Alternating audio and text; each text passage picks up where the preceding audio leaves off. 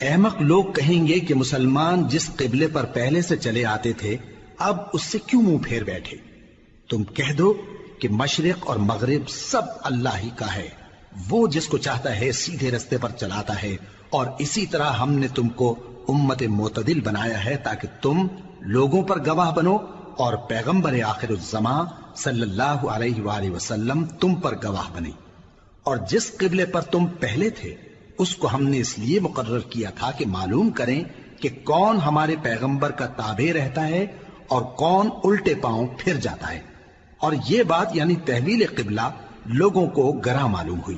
مگر جن کو اللہ نے ہدایت بخشی ہے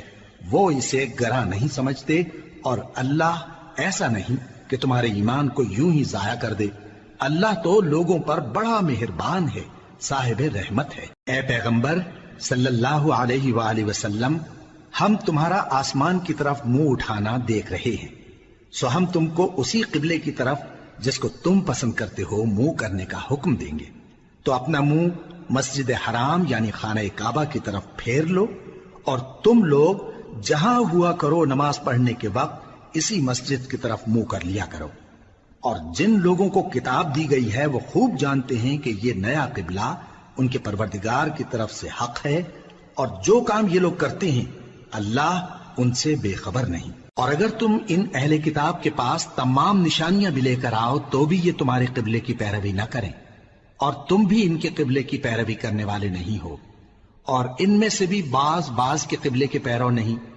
اور اگر تم باوجود اس کے کہ تمہارے پاس علم یعنی اللہ کا حکم آ چکا ہے ان کی خواہشوں کے پیچھے چلو گے تو ظالموں میں ہو جاؤ گے۔ جن لوگوں کو ہم نے کتاب دی ہے وہ ان پیغمبر آخر الزماں صلی اللہ علیہ وآلہ وسلم کو اس طرح پہچانتے ہیں جس طرح اپنے بیٹوں کو پہچانا کرتے ہیں، مگر ایک فریق ان میں سے سچی بات کو جان بوجھ کر چھپا رہا ہے۔ اے پیغمبر صلی اللہ علیہ وآلہ وسلم، یہ نیا قبلہ تمہارے پروردگار کی طرف سے حق ہے، تو تم ہرگز شک کرنے والوں میں نہ ہونا، اور ہر ایک شخص کے لیے ایک سمت مقرر ہے جدھر وہ عبادت کے وقت منہ کیا کرتا ہے، تو تم نیکیوں میں سبقت حاصل کرو۔ تم جہاں ہوگے اللہ تم سب کو جمع کرے گا، بے شک اللہ ہر چیز پر قادر ہے۔ اور تم جہاں سے نکلو نماز میں اپنا منہ مسجد حرام کی طرف کر لیا کرو، بے شبہ یہ تمہارے پروردگار کی طرف سے حق ہے، اور تم لوگ جو کچھ کرتے ہو اللہ اس سے بے خبر نہیں۔ اور تم جہاں سے نکلو مسجد حرام کی طرف منہ کر کے نماز پڑھا کرو، اور مسلمانوں تم جہاں ہوا کرو اسی مسجد کی طرف رخ کیا کرو۔ یہ تاکید اس لیے کی گئی ہے کہ لوگ تم کو کسی طرح کا الزام نہ دے سکیں، مگر ان میں سے جو ظالم ہیں وہ الزام دیں تو دیں، سو ان سے مت ڈرنا اور مجھی سے ڈرتے رہنا، اور یہ بھی مقصود ہے کہ میں تم کو اپنی تمام نعمتیں بخشوں، اور یہ بھی کہ تم راہ راست پر چلو۔ جس طرح من جملہ اور نعمتوں کے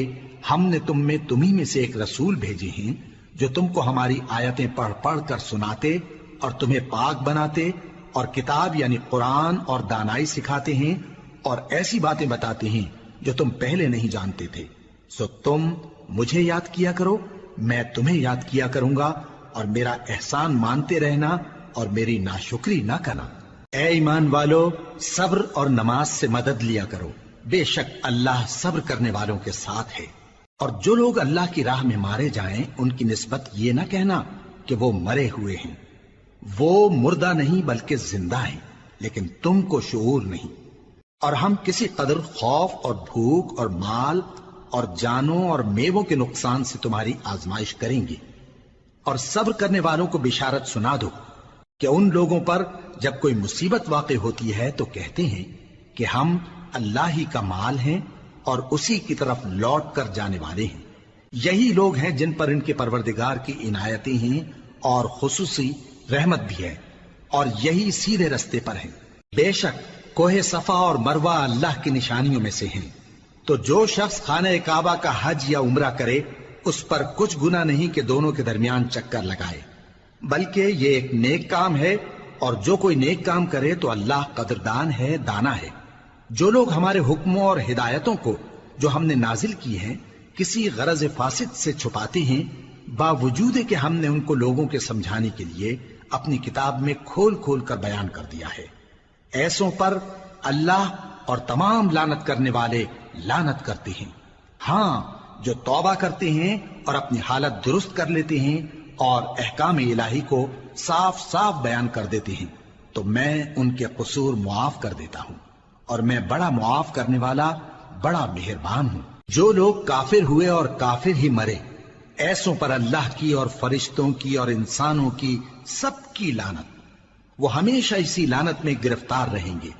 ان سے نہ تو عذاب ہلکا ہی کیا جائے گا اور نہ انہیں کچھ مہلت ملے گی۔ اور لوگوں، تمہارا معبود ایک ہی معبود ہے،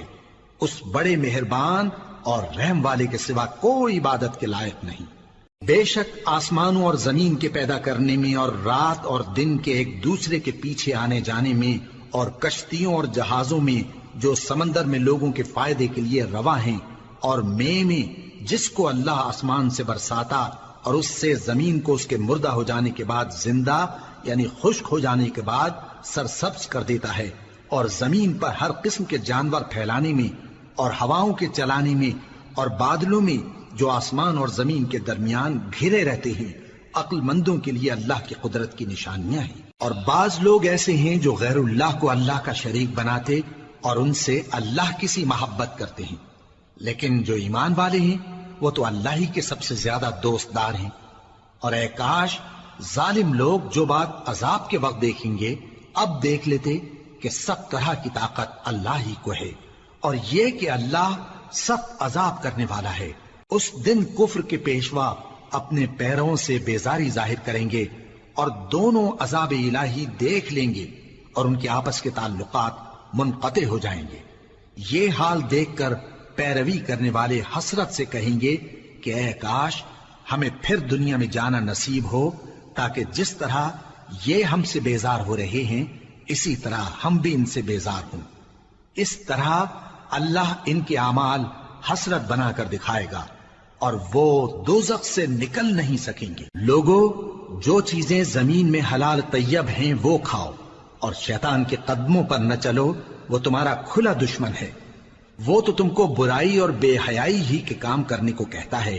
اور یہ بھی کہ اللہ کی نسبت ایسی باتیں کہو جن کا تمہیں کچھ بھی علم نہیں۔ اور جب ان لوگوں سے کہا جاتا ہے کہ جو کتاب اللہ نے نازل فرمائی ہے اس کی پیروی کرو، تو کہتے ہیں نہیں، بلکہ ہم تو اسی چیز کی پیروی کریں گے جس پر ہم نے اپنے باپ دادا کو پایا۔ بھلا اگرچہ ان کے باپ دادا نہ کچھ سمجھتے ہوں اور نہ سیدھے رستے پر ہوں، تب بھی وہ انہی کی تقلید کیے جائیں گے۔ جو لوگ کافر ہیں ان کی مثال اس شخص کی سی ہے جو کسی ایسی چیز کو آواز دے جو پکار اور آواز کے سوا کچھ سن نہ سکے۔ یہ بہرے ہیں، گونگے ہیں، اندھے ہیں کہ کچھ سمجھ ہی نہیں سکتے۔ اے اہل ایمان، جو پاکیزہ چیزیں ہم نے تم کو عطا فرمائی ہیں ان کو کھاؤ، اور اگر اللہ ہی کے بندے ہو تو اس کی نعمتوں کا شکر بھی ادا کرو۔ اس نے تو تم پر بس مرا ہوا جانور اور لہو اور سور کا گوشت اور جس چیز پر اللہ کے سوا کسی اور کا نام پکارا جائے حرام کر دیا ہے۔ ہاں، جو مجبور ہو جائے بشرطے کہ اللہ کی نافرمانی نہ کرے اور حد ضرورت سے باہر نہ نکل جائے، اس پر کچھ گناہ نہیں۔ بے شک اللہ بخشنے والا ہے، رحم کرنے والا ہے۔ جو لوگ اللہ کی کتاب سے ان آیتوں اور ہدایتوں کو جو اس نے نازل فرمائی ہیں چھپاتے اور ان کے بدلے تھوڑی سی قیمت یعنی دنیاوی منفعت حاصل کرتے ہیں، وہ اپنے پیٹوں میں محض آگ بھرتے ہیں۔ ایسے لوگوں سے اللہ قیامت کے دن نہ کلام کرے گا اور نہ ان کو گناہوں سے پاک کرے گا، اور ان کے لیے دکھ دینے والا عذاب ہے۔ یہ وہ لوگ ہیں جنہوں نے ہدایت چھوڑ کر گمراہی اور بخشش چھوڑ کر عذاب خرید لیا۔ یہ آتش جہنم کی کیسی برداشت کرنے والے ہیں۔ یہ اس لیے کہ اللہ نے کتاب سچائی کے ساتھ نازل فرمائی، اور جن لوگوں نے اس کتاب میں اختلاف کیا وہ ضد میں آ کر نیکی سے دور ہو گئے ہیں۔ نیکی یہی نہیں کہ تم مشرق و مغرب کو قبلہ سمجھ کر ان کی طرف منہ کر لو، بلکہ نیکی یہ ہے کہ لوگ اللہ پر اور روز آخر پر اور فرشتوں پر اور اللہ کی کتاب پر اور پیغمبروں پر ایمان لائیں، اور مال باوجود عزیز رکھنے کے رشتہ داروں اور یتیموں اور محتاجوں اور مسافروں اور مانگنے والوں کو دیں، اور گردنوں کے چھڑانے میں خرچ کریں، اور نماز پڑھیں اور زکات دیں، اور جب عہد کر لیں تو اس کو پورا کریں، اور سختی اور تکلیف میں اور جنگ کے وقت ثابت قدم رہیں۔ یہی لوگ ہیں جو ایمان میں سچے ہیں، اور یہی ہیں جو اللہ سے ڈرنے والے ہیں۔ مومنوں، تم کو مقتولوں کے بارے میں قصاص یعنی خون کے بدلے خون کا حکم دیا جاتا ہے، اس طرح پر کہ آزاد کے بدلے آزاد مارا جائے، اور غلام کے بدلے غلام، اور عورت کے بدلے عورت۔ اور اگر قاتل کو اس کے مقتول بھائی کے قصاص میں سے کچھ معاف کر دیا جائے تو وارث مقتول کو پسندیدہ طریق سے قرارداد کی پیروی یعنی مطالبہ خون بہا کرنا اور قاتل کو خوشخوئی کے ساتھ ادا کرنا چاہیے۔ یہ تمہارے پروردگار کی طرف سے تمہارے لیے آسانی اور مہربانی ہے۔ اب جو اس کے بعد زیادتی کرے اس کے لیے دکھ کا عذاب ہے۔ اور اے اہل عقل، حکم قصاص میں تمہاری زندگانی ہے کہ تم قتل و خونریزی سے بچو۔ تم پر فرض کیا جاتا ہے کہ جب تم میں سے کسی کو موت کا وقت آ جائے تو اگر وہ کچھ مال چھوڑ جانے والا ہو تو ماں باپ اور رشتہ داروں کے لیے دستور کے مطابق وصیت کر جائے۔ اللہ سے ڈرنے والوں پر یہ ایک حق ہے۔ پھر جو شخص وصیت کو سننے کے بعد اس کو بدل ڈالے تو اس کے بدلنے کا گناہ انہی لوگوں پر ہے جو اس کو بدلیں، اور بے شک اللہ سنتا جانتا ہے۔ اب اگر کسی کو وصیت کرنے والے کی طرف سے کسی وارث کی طرفداری یا حق تلفی کا اندیشہ ہو تو اگر وہ وصیت کو بدل کر وارثوں میں صلح کرا دے تو اس پر کچھ گناہ نہیں، بے شک اللہ بخشنے والا ہے، رحم والا ہے۔ مومنوں، تم پر روزے فرض کیے گئے ہیں جس طرح تم سے پہلے لوگوں پر فرض کیے گئے تھے تاکہ تم پرہیزگار بنو۔ روزوں کے دن گنتی کے چند روز ہیں، تو جو شخص تم میں سے بیمار ہو یا سفر میں ہو تو دوسرے دنوں میں روزوں کا شمار پورا کر لے۔ اور جو لوگ روزہ رکھنے کی طاقت رکھیں لیکن رکھیں نہیں، وہ روزے کے بدلے محتاج کو کھانا کھلا دیں۔ اور جو کوئی اپنی مرضی سے زیادہ نیکی کرے تو اس کے حق میں زیادہ اچھا ہے، اور اگر سمجھو تو روزہ رکھنا ہی تمہارے حق میں بہتر ہے۔ روزوں کا مہینہ رمضان کا مہینہ ہے جس میں قرآن اول نازل ہوا، جو لوگوں کا رہنما ہے اور جس میں ہدایت کی کھلی نشانیاں ہیں، اور جو حق و باطل کو الگ الگ کرنے والا ہے۔ تو جو کوئی تم میں سے اس مہینے میں موجود ہو چاہیے کہ پورے مہینے کے روزے رکھے، اور جو بیمار ہو یا سفر میں ہو تو دوسرے دنوں میں روزے رکھ کر ان کا شمار پورا کر لے۔ اللہ تمہارے حق میں آسانی چاہتا ہے اور سختی نہیں چاہتا، اور یہ آسانی کا حکم اس لیے دیا گیا ہے کہ تم روزوں کا شمار پورا کر لو، اور اس احسان کے بدلے کہ اللہ نے تم کو ہدایت بخشی ہے تم اس کو بزرگی سے یاد کرو اور اس کا شکر کرو۔ اور اے پیغمبر، جب تم سے میرے بندے میرے بارے میں دریافت کریں تو انہیں معلوم ہو کہ میں تو تمہارے پاس ہی ہوں۔ جب کوئی پکارنے والا مجھے پکارتا ہے تو میں اس کی دعا قبول کرتا ہوں۔ تو ان کو چاہیے کہ میرے حکموں کو مانیں اور مجھ پر ایمان رکھیں تاکہ نیک رستہ پائیں۔ روزوں کی راتوں میں تمہارے لیے اپنی عورتوں کے پاس جانا جائز کر دیا گیا ہے، وہ تمہاری پوشاک ہیں اور تم ان کی پوشاک ہو۔ اللہ کو معلوم ہے کہ تم ان کے پاس جانے سے اپنے حق میں خیانت کرتے تھے، سو اس نے تم پر مہربانی کی اور تمہاری حرکات سے درگزر فرمائی، تو اب تم کو اختیار ہے کہ ان سے مباشرت کرو۔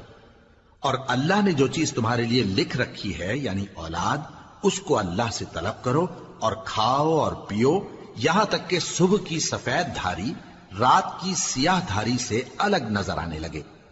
پھر روزہ رکھ کر رات تک پورا کرو، اور جب تم مسجدوں میں اعتکاف بیٹھتے ہو تو ان سے مباشرت نہ کرو، یہ اللہ کی حدیں ہیں، ان کے پاس نہ جانا۔ اسی طرح اللہ اپنی آیتیں لوگوں کے سمجھانے کے لیے کھول کھول کر بیان فرماتا ہے تاکہ وہ پرہیزگار بنے۔ اور آپس میں ایک دوسرے کا مال ناحق نہ کھاؤ، اور نہ اس کو رشوتاً حاکموں کے پاس پہنچاؤ تاکہ لوگوں کے مال کا کچھ حصہ ناجائز طور پر کھا جاؤ، اور اسے تم جانتے بھی ہو۔ اے پیغمبر، لوگ تم سے نئے چاند کے بارے میں دریافت کرتے ہیں کہ گھٹتا بڑھتا کیوں ہے۔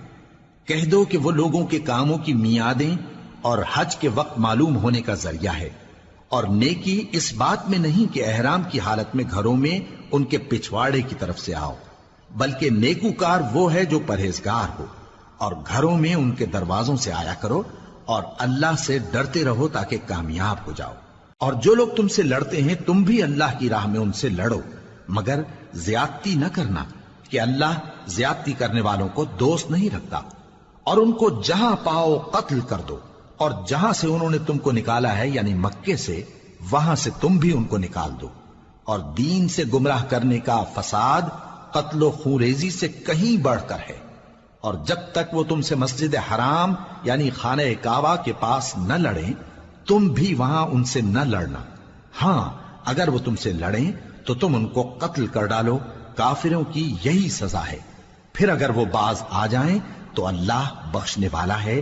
رحم کرنے والا ہے۔ اور ان سے اس وقت تک لڑتے رہنا کہ فساد نابود ہو جائے اور ملک میں اللہ ہی کا دین غالب ہو جائے۔ پھر اگر وہ فساد سے باز آ جائیں تو ظالموں کے سوا کسی پر زیادتی نہیں کرنی چاہیے۔ ادب کا مہینہ ادب کے مہینے کے مقابل ہے، اور ادب کی چیزیں ایک دوسرے کا بدلہ ہیں۔ پس اگر کوئی تم پر زیادتی کرے تو جیسی زیادتی وہ تم پر کرے ویسی ہی تم اس پر کرو، اور اللہ سے ڈرتے رہو اور جان رکھو کہ اللہ ڈرنے والوں کے ساتھ ہے۔ اور اللہ کی راہ میں مال خرچ کرو اور اپنے آپ کو ہلاکت میں نہ ڈالو، اور نیکی کرو، بے شک اللہ نیکی کرنے والوں کو دوست رکھتا ہے۔ اور اللہ کی خوشنودی کے لیے حج اور عمرے کو پورا کرو، اور اگر راستے میں روک لیے جاؤ تو جیسی قربانی میسر ہو کر دو، اور جب تک قربانی اپنے مقام پر نہ پہنچ جائے سر نہ منڈاؤ۔ اور اگر کوئی تم میں بیمار ہو یا اس کے سر میں کسی طرح کی تکلیف ہو تو اگر وہ سر منڈا لے تو اس کے بدلے روزے رکھے یا صدقہ دے یا قربانی کرے۔ پھر جب تکلیف دور ہو کر تم مطمئن ہو جاؤ تو جو تم میں حج کے وقت تک عمرے سے فائدہ اٹھانا چاہے وہ جیسی قربانی میسر ہو کرے، اور جس کو قربانی نہ ملے وہ 3 روزے ایام حج میں رکھے اور 7 جب واپس ہو، یہ پورے 10 ہوئے۔ یہ حکم اس شخص کے لیے ہے جس کے اہل و عیال مکے میں نہ رہتے ہوں۔ اور اللہ سے ڈرتے رہو اور جان رکھو کہ اللہ سخت عذاب دینے والا ہے۔ حج کے مہینے معین ہیں جو معلوم ہیں، تو جو شخص ان مہینوں میں حج کی نیت کر لے تو حج کے دنوں میں نہ عورتوں سے اختلاط کرے، نہ کوئی برا کام کرے اور نہ کسی سے جھگڑے۔ اور جو نیک کام تم کرو گے وہ اللہ کو معلوم ہو جائے گا۔ اور زاد راہ یعنی رستے کا خرچ ساتھ لے جاؤ، کیونکہ بہترین زاد راہ پرہیزگاری ہے۔ اور اے اہل عقل، مجھی سے ڈرتے رہو، اس کا تمہیں کچھ گناہ نہیں کہ حج کے دنوں میں بذریعہ تجارت اپنے پروردگار سے روزی طلب کرو۔ اور جب عرفات سے واپس ہونے لگو تو مشعر حرام یعنی مزدلفہ میں اللہ کا ذکر کرو، اور اس طرح ذکر کرو جس طرح اس نے تم کو سکھایا، اور اس سے پیشتر تم لوگ ان طریقوں سے محض ناواقف تھے۔ پھر جہاں سے اور لوگ واپس ہوں وہیں سے تم بھی واپس ہو، اور اللہ سے بخشش مانگو، بے شک اللہ بخشنے والا ہے، رحمت کرنے والا ہے۔ پھر جب حج کے تمام ارکان پورے کر چکو تو مینا میں اللہ کو یاد کرو جس طرح اپنے باپ دادا کو یاد کیا کرتے تھے، بلکہ اس سے بھی زیادہ۔ اور بعض لوگ ایسے ہیں جو اللہ سے التجا کرتے ہیں کہ اے پروردگار ہم کو جو دینا ہے دنیا ہی میں دے دے، اور ایسے لوگوں کا آخرت میں کچھ حصہ نہیں۔ اور بعض ایسے ہیں کہ دعا کرتے ہیں کہ پروردگار ہم کو دنیا میں بھی نعمت عطا فرما اور آخرت میں بھی نعمت بخشیو اور دوزخ کے عذاب سے محفوظ رکھیو۔ یہی لوگ ہیں جن کے لیے ان کے کاموں کا حصہ یعنی اجر نیک تیار ہے، اور اللہ جلد حساب لینے والا ہے۔ اور قیام منا کے دنوں میں جو گنتی کے دن ہیں اللہ کو یاد کرو۔ اگر کوئی جلدی کرے اور 2 ہی دن میں چل دے تو اس پر بھی کچھ گناہ نہیں، اور جو بات تک ٹھہرا رہے اس پر بھی کچھ گناہ نہیں۔ یہ باتیں اس شخص کے لیے ہیں جو اللہ سے ڈرے، اور تم لوگ اللہ سے ڈرتے رہو اور جان رکھو کہ تم سب اس کے پاس جمع کیے جاؤ گے۔ اور کوئی شخص تو ایسا ہے جس کی گفتگو دنیا کی زندگی میں تم کو دلکش معلوم ہوتی ہے، اور وہ اپنے معافی ضمیر پر یعنی اس بات پر جو اس کے دل میں ہے اللہ کو گواہ بناتا ہے، حالانکہ وہ سخت جھگڑالو ہے۔ اور جب پیٹ پھیر کر چلا جاتا ہے تو زمین میں دوڑتا پھرتا ہے تاکہ اس میں فتنہ انگیزی کرے اور کھیتی کو برباد اور انسانوں اور حیوانوں کی نسل کو نابود کر دے، اور اللہ فتنہ انگیزی کو پسند نہیں کرتا۔ اور جب اس سے کہا جاتا ہے کہ اللہ سے خوف کر تو غرور اس کو گناہ میں پھنسا دیتا ہے، سو اس کو جہنم کافی ہے اور وہ بہت برا ٹھکانہ ہے۔ اور کوئی شخص ایسا ہے کہ اللہ کی خوشنودی حاصل کرنے کے لیے اپنی جان بیچ ڈالتا ہے، اور اللہ بندوں پر بہت مہربان ہے۔ مومنو، اسلام میں پورے پورے داخل ہو جاؤ اور شیطان کے پیچھے نہ چلو، وہ تو تمہارا کھلا دشمن ہے۔ پھر اگر تم احکام روشن پہنچ جانے کے بعد لڑکھڑا جاؤ تو جان رکھو کہ اللہ غالب ہے، حکمت والا ہے۔ کیا یہ لوگ اسی بات کے منتظر ہیں کہ ان پر اللہ کا عذاب بادل کے سائبانوں میں نازل ہو اور فرشتے بھی اتر آئیں اور کام تمام کر دیا جائے؟ اور سب کاموں کا رجوع اللہ ہی کی طرف ہے۔ اے پیغمبر، بنی اسرائیل سے پوچھو کہ ہم نے ان کو کتنی کھلی نشانیاں دیں، اور جو شخص اللہ کی نعمت کو اپنے پاس آنے کے بعد بدل دے تو اللہ سخت عذاب کرنے والا ہے۔ اور جو کافر ہیں ان کے لیے دنیا کی زندگی خوشنما کر دی گئی ہے اور وہ مومنوں سے تمسخر کرتی ہیں، لیکن جو پرہیزگار ہیں وہ قیامت کے دن ان سے اوپر ہوں گے، اور اللہ جس کو چاہتا ہے بے حساب رزق دیتا ہے۔ پہلے تو سب لوگوں کا ایک ہی مذہب تھا، لیکن وہ آپس میں اختلاف کرنے لگے تو اللہ نے ان کی طرف بشارت دینے والے اور ڈر سنانے والے پیغمبر بھیجے اور ان پر سچائی کے ساتھ کتابیں نازل کی، تاکہ جن امور میں لوگ اختلاف کرتے تھے ان کا ان میں فیصلہ کر دے۔ اور اس میں اختلاف بھی انہی لوگوں نے کیا جن کو کتاب دی گئی تھی، باوجود کہ ان کے پاس کھلے ہوئے احکام آ چکے تھے، اور یہ اختلاف انہوں نے صرف آپس کی ضد سے کیا۔ تو جس امر حق میں وہ اختلاف کرتے تھے اللہ نے اپنی مہربانی سے مومنوں کو اس کی راہ دکھا دی، اور اللہ جس کو چاہتا ہے سیدھا رستہ دکھا دیتا ہے۔ کیا تم یہ خیال کرتے ہو کہ یوں ہی بہشت میں داخل ہو جاؤ گے، اور ابھی تم کو پہلے لوگوں کی سی مشکلیں تو پیش آئی ہی نہیں؟ ان کو بڑی بڑی سختیاں اور تکلیفیں پہنچیں اور وہ صعوبتوں میں ہلا ہلا دیے گئے، یہاں تک کہ پیغمبر اور مومن لوگ جو ان کے ساتھ تھے سب پکار اٹھے کہ کب اللہ کی مدد آئے گی۔ دیکھو اللہ کی مدد ان قریب آیا چاہتی ہے۔ اے نبی، لوگ تم سے پوچھتے ہیں کہ اللہ کی راہ میں کس طرح کا مال خرچ کریں۔ کہہ دو کہ جو چاہو خرچ کرو، لیکن جو مال خرچ کرنا چاہو وہ درجہ بدرجہ اہل استحقاق یعنی ماں باپ کو اور قریب کے رشتہ داروں کو اور یتیموں کو اور محتاجوں کو اور مسافروں کو سب کو دو، اور جو بھلائی تم کرو گے اللہ اس کو جانتا ہے۔ مسلمانوں، تم پر اللہ کے رستے میں لڑنا فرض کر دیا گیا ہے، اور وہ تمہیں ناگوار تو ہوگا، مگر عجب نہیں کہ ایک چیز تم کو بری لگے اور وہ تمہارے حق میں بھلی ہو، اور عجب نہیں کہ ایک چیز تم کو بھلی لگے اور وہ تمہارے لیے مضر ہو، اور ان باتوں کو اللہ ہی بہتر جانتا ہے اور تم نہیں جانتے۔ اے پیغمبر، لوگ تم سے عزت والے مہینوں میں لڑائی کرنے کے بارے میں دریافت کرتے ہیں، کہہ دو کہ ان میں لڑنا بڑا گناہ ہے،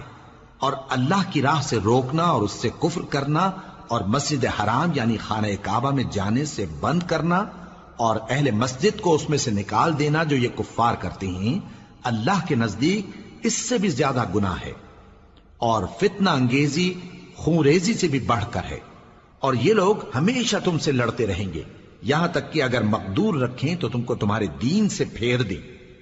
اور جو کوئی تم میں سے اپنے دین سے پھر کر کافر ہو جائے گا اور کافر ہی مرے گا تو ایسے لوگوں کے اعمال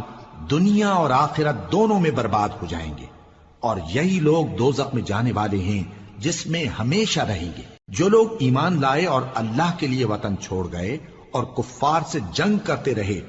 وہی اللہ کی رحمت کے امیدوار ہیں، اور اللہ بخشنے والا ہے، رحمت کرنے والا ہے۔ اے پیغمبر، لوگ تم سے شراب اور جوئے کا حکم دریافت کرتے ہیں، کہہ دو کہ ان میں گناہ بڑے ہیں اور لوگوں کے لیے کچھ فائدے بھی ہیں، مگر ان کے گناہ فائدوں سے کہیں زیادہ ہیں۔ اور یہ بھی تم سے پوچھتے ہیں کہ اللہ کی راہ میں کون سا مال خرچ کریں، کہہ دو کہ جو ضرورت سے زیادہ ہو۔ اس طرح اللہ تمہارے لیے اپنے احکام کھول کھول کر بیان فرماتا ہے تاکہ تم سوچو، یعنی دنیا اور آخرت کی باتوں میں غور کرو۔ اور تم سے یتیموں کے بارے میں بھی دریافت کرتے ہیں، کہہ دو کہ ان کی حالت کی اصلاح بہت اچھا کام ہے، اور اگر تم ان سے مل جل کر رہنا یعنی خرچ اکٹھا رکھنا چاہو تو وہ تمہارے بھائی ہیں، اور اللہ خوب جانتا ہے کہ خرابی کرنے والا کون ہے اور اصلاح کرنے والا کون۔ اور اگر اللہ چاہتا تو تم کو تکلیف میں ڈال دیتا، بے شک اللہ غالب ہے، حکمت والا ہے۔ اور مومنوں مشرک عورتوں سے جب تک وہ ایمان نہ لائیں نکاح نہ کرنا، کیونکہ مشرک عورت خواہ تم کو کیسی ہی بھلی لگے اس سے مومن لونڈی بہتر ہے، اور اسی طرح مشرک مرد جب تک ایمان نہ لائیں مومن عورتوں کو ان کی زوجیت میں نہ دینا، کیونکہ مشرک مرد سے خواہ وہ تم کو کیسا ہی بھلا لگے مومن غلام بہتر ہے۔ یہ مشرک لوگوں کو دوزخ کی طرف بلاتی ہیں، اور اللہ اپنی مہربانی سے بہشت اور بخشش کی طرف بلاتا ہے، اور اپنے حکم لوگوں سے کھول کھول کر بیان کرتا ہے تاکہ نصیحت حاصل کریں۔ اور تم سے حیض کے بارے میں دریافت کرتے ہیں، کہہ دو وہ تو نجاست ہے، سو ایام حیض میں عورتوں سے کنارہ کش رہو، اور جب تک وہ پاک نہ ہو جائیں ان سے مقاربت نہ کرو۔ ہاں جب وہ پاک ہو جائیں تو جس طریق سے اللہ نے تمہیں ارشاد فرمایا ہے ان کے پاس جاؤ، کچھ شک نہیں کہ اللہ توبہ کرنے والوں اور پاک صاف رہنے والوں کو دوست رکھتا ہے۔ تمہاری عورتیں تمہاری کھیتی ہیں، تو اپنی کھیتی میں جس طرح چاہو جاؤ، اور اپنے لیے نیک عمل آگے بھیجو، اور اللہ سے ڈرتے رہو، اور جان رکھو کہ ایک دن تمہیں اس کے روبرو حاضر ہونا ہے۔ اور اے پیغمبر ایمان والوں کو بشارت سنا دو، اور اللہ کے نام کو اس بات کا ہیلا نہ بنانا کہ اس کی قسمیں کھا کھا کر سلوک کرنے اور پرہیزگاری کرنے اور لوگوں میں صلح و سازگاری کرانے سے رک جاؤ، اور اللہ سب کچھ سنتا ہے جانتا ہے۔ اللہ تمہاری لغو قسموں پر تم سے مواخذہ نہیں کرے گا، لیکن جو قسمیں تم قصد دلی سے کھاؤ گے ان پر مواخذہ کرے گا، اور اللہ بخشنے والا ہے بردبار ہے۔ جو لوگ اپنی عورتوں کے پاس جانے کی قسم کھا لیں ان کو 4 مہینے تک انتظار کرنا چاہیے۔ اگر اس عرصے میں قسم سے رجوع کر لیں تو اللہ بخشنے والا ہے، مہربان ہے، اور اگر طلاق کا ارادہ کر لیں تو بھی اللہ سنتا ہے جانتا ہے۔ اور طلاق والی عورتیں 3 حیض تک اپنے تئیں روکے رہیں، اور اگر وہ اللہ اور روز قیامت پر ایمان رکھتی ہیں تو ان کو جائز نہیں کہ اللہ نے جو کچھ ان کے شکم میں پیدا کیا ہے اس کو چھپائیں، اور ان کے خاوند اگر پھر موافقت چاہیں تو اس مدت میں وہ ان کو اپنی زوجیت میں لے لینے کے زیادہ حقدار ہیں۔ اور عورتوں کا حق مردوں پر ویسا ہی ہے جیسے دستور کے مطابق مردوں کا حق عورتوں پر ہے، البتہ مردوں کو عورتوں پر 1 درجہ فضیلت ہے،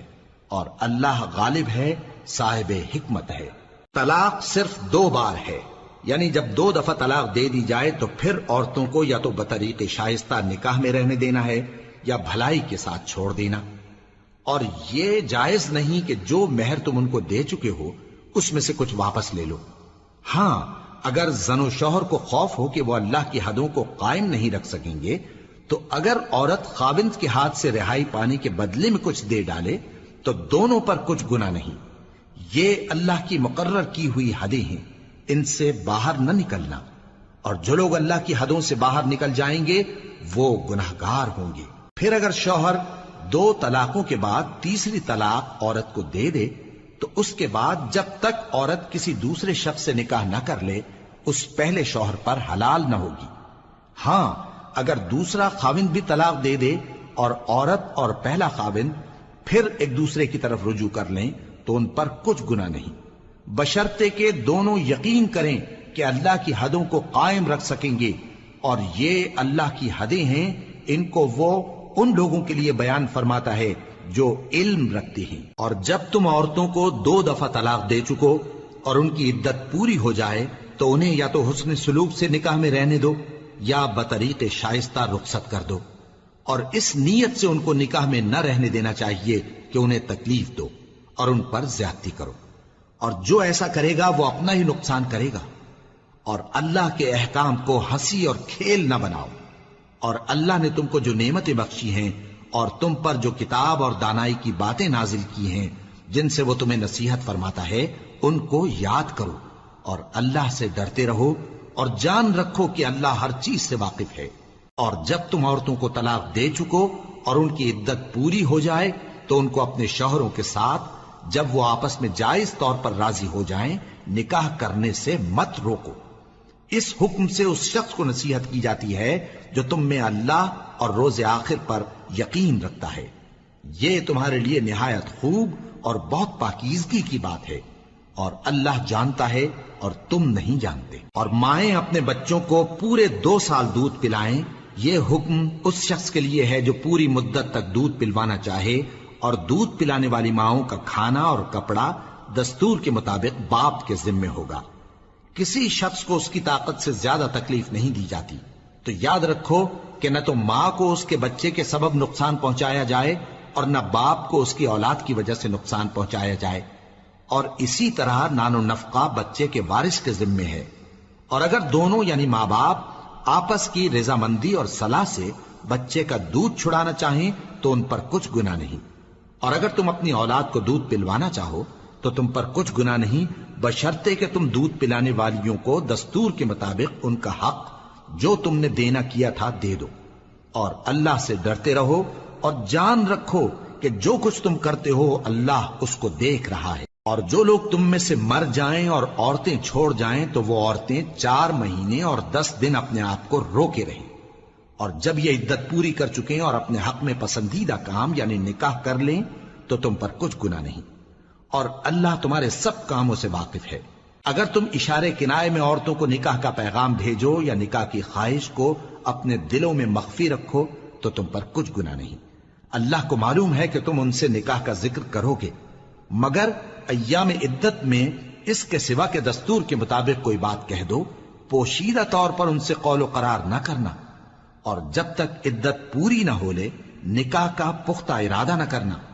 اور جان رکھو کہ جو کچھ تمہارے دلوں میں ہے اللہ کو سب معلوم ہے، تو اس سے ڈرتے رہو اور جان رکھو کہ اللہ بخشنے والا ہے، حلم والا ہے۔ اور اگر تم عورتوں کو ان کے پاس جانے یا ان کا مہر مقرر کرنے سے پہلے طلاق دے دو تو تم پر کچھ گناہ نہیں، ہاں ان کو دستور کے مطابق کچھ خرچ ضرور دو، یعنی مقدور والا اپنے مقدور کے مطابق دے اور تنگ دست اپنی حیثیت کے مطابق۔ نیک لوگوں پر یہ ایک طرح کا حق ہے۔ اور اگر تم عورتوں کو ان کے پاس جانے سے پہلے طلاق دے دو لیکن مہر مقرر کر چکے ہو تو آدھا مہر دینا ہوگا۔ ہاں اگر عورتیں مہر بخش دیں یا مرد جن کے ہاتھ میں عقد نکاح ہے اپنا حق چھوڑ دیں اور پورا مہر دے دیں تو ان کو اختیار ہے، اور اگر تم مرد لوگ ہی اپنا حق چھوڑ دو تو یہ پرہیزگاری کی بات ہے، اور آپس میں بھلائی کرنے کو فراموش نہ کرنا۔ کچھ شک نہیں کہ اللہ تمہارے سب کاموں کو دیکھ رہا ہے۔ مسلمانوں، سب نمازیں خصوصاً بیچ کی نماز یعنی نماز عصر پورے اہتمام کے ساتھ ادا کرتے رہو اور اللہ کے آگے ادب سے کھڑے رہا کرو۔ پھر اگر تم خوف کی حالت میں ہو تو پیادے یا سوار جس حال میں ہو نماز پڑھ لو۔ پھر جب امن و اطمینان ہو جائے تو جس طریق سے اللہ نے تم کو سکھایا ہے جو تم پہلے نہیں جانتے تھے اللہ کو یاد کرو۔ اور جو لوگ تم میں سے مر جائیں اور عورتیں چھوڑ جائیں وہ اپنی عورتوں کے حق میں وصیت کر جائیں کہ ان کو 1 سال تک خرچ دیا جائے اور گھر سے نہ نکالی جائیں۔ ہاں اگر وہ خود گھر سے چلی جائیں اور اپنے حق میں پسندیدہ کام یعنی نکاح کر لیں تو تم پر کچھ گناہ نہیں، اور اللہ زبردست ہے، حکمت والا ہے۔ اور مطلقہ عورتوں کو بھی دستور کے مطابق نان و نفقہ دینا چاہیے، پرہیزگاروں پر یہ بھی حق ہے۔ اسی طرح اللہ اپنے احکام تمہارے لیے بیان فرماتا ہے تاکہ تم سمجھو۔ بھلا تم نے ان لوگوں کو نہیں دیکھا جو شمار میں ہزاروں ہی تھے اور موت کے ڈر سے اپنے گھروں سے نکل بھاگے تھے، تو اللہ نے ان کو حکم دیا کہ مر جاؤ،